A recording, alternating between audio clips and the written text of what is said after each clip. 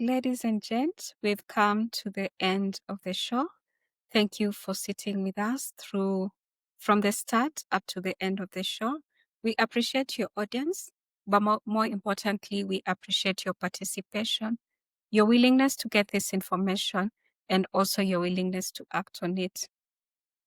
In summary, I would like to just point out that a significant portion of money has been lost in ISIOLO County, that is in billions, and it has gone to ghost payrolls.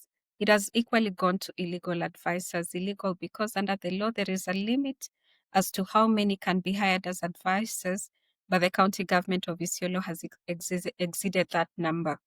Similar to the limitation on the amount of people who can be hired in the county as a whole. I mean, the amount of money that can be spent on wage, which is 35%, they have exceeded it to 46%. There are illegal tenders. There is fake procurement. There is expenditure that cannot be accounted for. Cash advances that have been given and never returned. Bursaries that have been disbursed, but then there is no track record as to who it was disbursed to or not to which school it was sent to. So much money has been lost. And you would look at ISIOLO and say, no, that is not my county. As I indicated before, it does not matter which county it is, because ultimately that amount comes from our taxes, your taxes and my tax.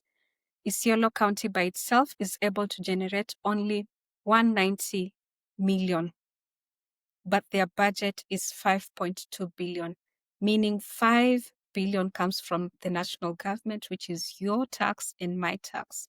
And as at this moment, we are running at a deficit, meaning that is loan. So we have to pay for the loan itself and we have to pay for the cost of the loan. So it is important for us to monitor each and every county, keep track on what they are doing, and try to put a stop to anything that is not okay.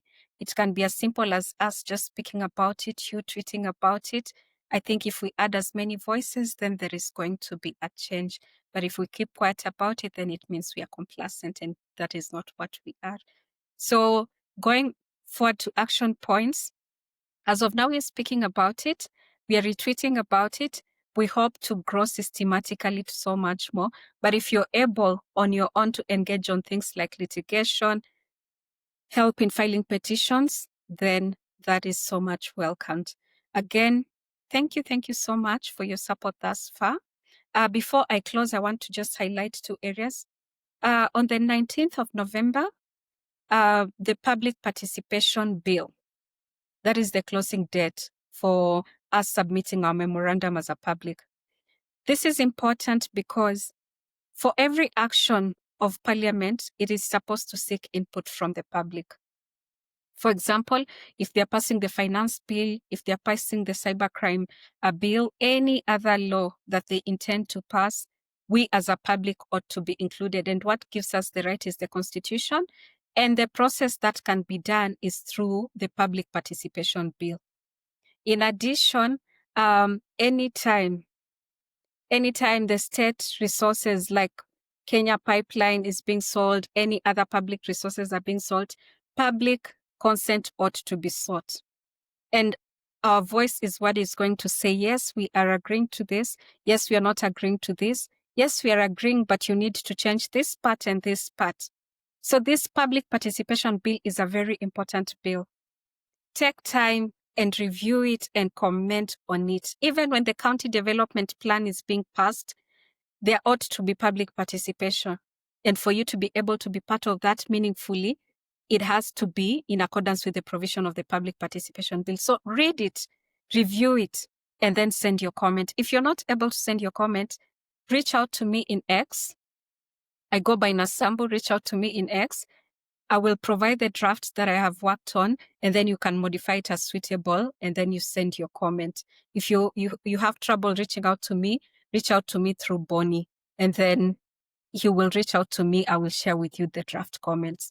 Please make sure you participate. You cannot fail to participate, because through this process, it is going to ensure every part of our participation is meaningful. And then again, in the upcoming week, There is Wazalendo called I Am Shege. Shege is doing something good for the country.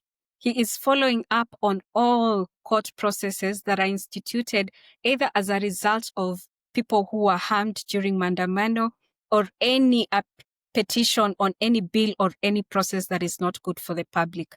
So every week he updates any upcoming cases. So I am requesting for you to, if you have time, there are a couple of cases that are coming up this week. There is a case for Albert Ojwang, and then there is a case, give me a moment, let me find it. And then there is a case for David Mokaya. Please make time. If you're able to, and you're around the courts, please go and attend the hearing. If we come together and combine our efforts, then it becomes more fruitful. But if one person does it without support from the rest of us, then it is not as impactful. So if you're around Milimani, please make time to attend the session. Check his page, confirm where the court is, and then please join the session. If you're not able to join, please, and you're a lawyer or any other form of support that you can offer that is needed, that will be much appreciated as well. Again, thank you for sitting with us. Thank you for sitting through. Bonnie had to step out because he had an engagement, but he will be with us next time. Any comments or any suggestions you have to make the whole episode better and future episodes better, please reach out. We are open to comments. We are open to constructive criticisms. Thank you so much and have a good evening, good day, good morning. Bye.